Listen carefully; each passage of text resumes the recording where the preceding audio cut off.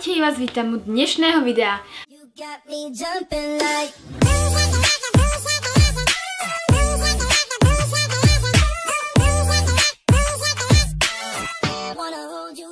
A dnešné video bude trošku špeciálne. Asi ste si všimli, že som v pyžame, ak nie tak to viete teraz. A ide o to, že toto video bude mať niečo spoločné so spaním. V poslednej dobe som si všimla, že mám dosť problémy so zaspávaním, trvá mi dlho, kým zaspím a k tomu rozmýšľam nad toľkými vecami, že je to asi dosť creepy.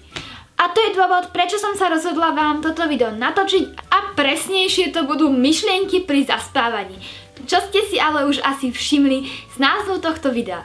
Podľa mňa môžeme ísť na video. Konečne posteľ, ja som taká unavená. Toto nepotrebujem a toto tiež nie, a toto tiež nie, toto tiež. Na čo tu mám vôbec toľko vankúšov? Ani tento. A ešte si ich musíme aj upravovať. A macko, to je jasné. Takže keď idem teraz spať, budem spať 20, 50, to mám ešte 8 hodín a 25 minút. Tak to môžem byť ešte na mobile. Čo? Ona s ním chodí, to nemyslí vážne. To odkedy? Je to pekná fotka.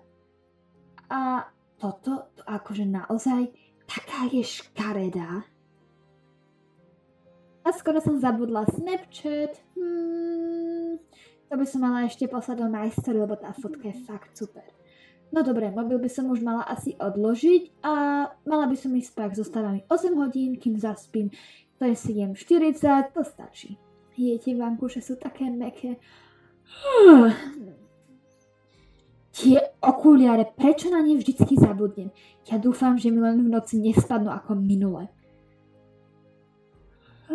Teraz ale idem naozaj spať. Prečo je tu také teplo? Takým to bola úplná zima a teraz tu je teplo. Skúsim si asi dať len nohu, to bude najlepšie. Ale nie, nohu nie. Tá príšera mi ju určite v noci zožerie. A čo ak príde nejaký duch? Čo vlastne budem robiť, ak príde nejaký duch? On mi určite niečo spraví. Dobre, upokoj sa, žiaden duch nepríde. Nemusíš sa zbytočne stresovať. Prečo by sa mal chodiť nejaký duch? A vlastne ešte moje ponožky. Existujú vôbec ľudia, ktorí nosia ponožky pri spaní? To by bola fakt super štatistika. Ale to už idem naozaj spať.